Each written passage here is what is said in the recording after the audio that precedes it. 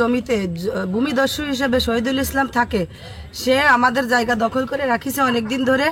তাদের কোনো কায়দায় নামানো যাচ্ছে না। এই ব্যাপারে কোর্টে মামলা চলতিছে, থানায়ও জিডি করা হয়েছে। এখন তারা আমার মা একা বাড়িতে থাকে, আমার ভাইরাও তাদের অত্যাচারের জন্য এক হিসেবে দেশ ছাড়া।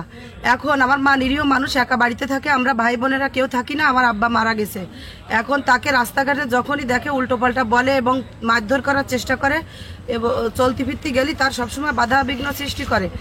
আর হচ্ছে আমার ওখানে যে গাছপালা আছে সবাই সেইগুলো ওরা সবাই মিলে সেইগুলো কেটে নেওয়ার জন্য শহীদুল ইসলাম, পিয়ারা এবং ওর 3 মেয়ে, জামাই আছে আর একজন, এরা সবাই থাকে প্রতিনিয়ত এখানে ওখানে মিটিং করে বেড়ায় আমাদের গাছপালা কেটে নেবে।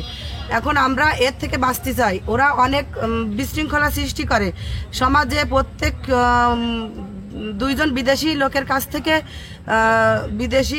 লোকের কাছ থেকে টাকা পয়সা হাতিয়ে নিয়ে ওরা মানুষকে সিনক্রিয়েট করে এবং অনেক টাকা হাতিয়ে নিছে। আর আমাদের সাথে এগুলো করে, ওদের অন্যায় বিচার চাই। বিদেশ থেকে আসে পরে এয়ারপোর্টে 10 লাখ টাকা 3 ভরি স্বর্ণ হেরা ফাঁদে ফেলাই নিচ্ছে, বুঝছেন? হেরার কাছে আমি আপনার কাছে বিচার চাই।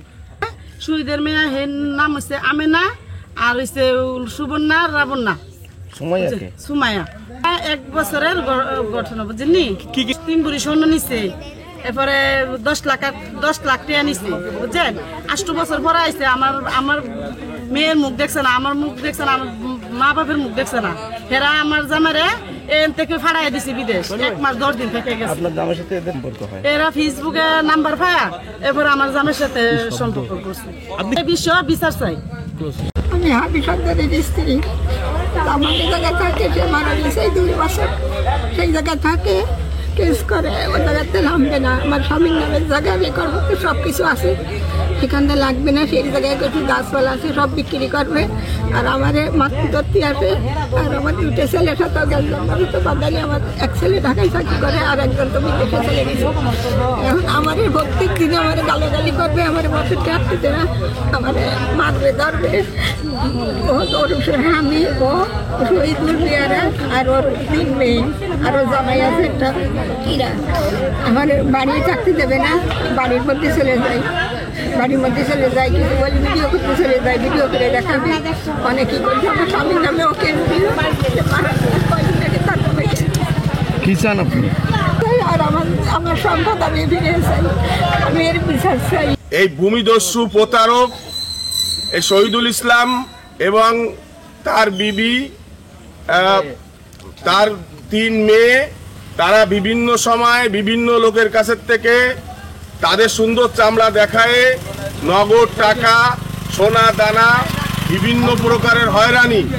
প্লাস আমার বংশীয় এক চাচা, সে আমেরিকা প্রবাসী, সর্দার ওহিদুল ইসলাম, তার সঙ্গে তার বিবাহ হয়। বিবাহের পরে তার শ্বশুর এই শহীদুল ইসলামকে নগদ প্রায় 15-20 লক্ষ টাকা দিয়ে গাড়ি এবং বাড়ি বিভিন্ন রকম করে দেয়। এরপরে তার মেয়েরে ঢাকায় নিয়ে ফ্ল্যাট বাসা ভাড়া করে দিয়ে লক্ষ লক্ষ টাকা তাকে দেয়। এক পর্যায়ে এই মেয়ে ক্যাসিনো খেলে বিভিন্ন সময়ে প্রায় আমার এই চাচার 54 লক্ষ টাকার মতো সে নষ্ট করে ফেলে। এরপরে সে আমার চাচাকে বুড়ো আঙ্গুলি দেখায়, আমার চাচাকে ডিভোর্স দিয়ে দেয় এবং আমার চাচার সাথে আরো অনেক বহুত নগদ টাকা সে আত্মসাৎ করে এখন চাচাকে আরো ভয়ভীতি দেখাচ্ছে যে তার নামে কেস দেবে। আমরা এই নলদামবক ইউনিয়নের সমস্ত লোক আমরা এই নির্যাতন এবং নিপীড়ন এবং এই অসৎ কাজ থেকে এবং এদের এই প্রতারণার হাত থেকে আমরা বাঁচার জন্য আমরা আইন এবং দেশ সমাজের কাছে আমরা বিচার চাই, যাতে করে এরা আইনের আওতায় আসে এবং এদের গণমানুষের সামনে এদের বিচার হয়।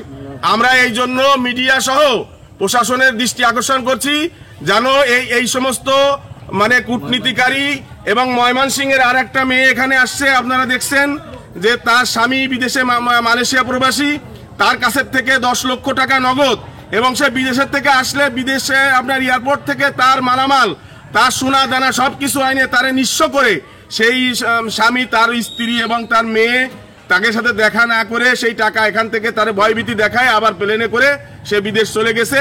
সেও আপনাদের মিডিয়ার সামনে বলছে তার বিচার সহ আমরা সমস্ত বিচারের জন্য আমরা প্রশাসন এবং মিডিয়ার কাছে দেশবাসীর কাছে আমরা আবদার জানাচ্ছি যাতে করে এদের দৃষ্টান্তমূলক শাস্তি দিয়ে সমাজে এই ধরনের অপকর্ম যাতে করে আর না হয় তার পক্ষে প্রশাসনকে আমরা এর উদ্যোগ নেওয়ার জন্য আমরা আকুতি নিবেদন জানাচ্ছি। সুমাইয়া এ হচ্ছে আমারই ভুয়ো ভাইয়ের বিয়ে করছিল, আমার ভুয়ো ভাইয়ের বিয়ে করছিল, করার পরে আমার শেয়ালে আমেরিকা থাকে।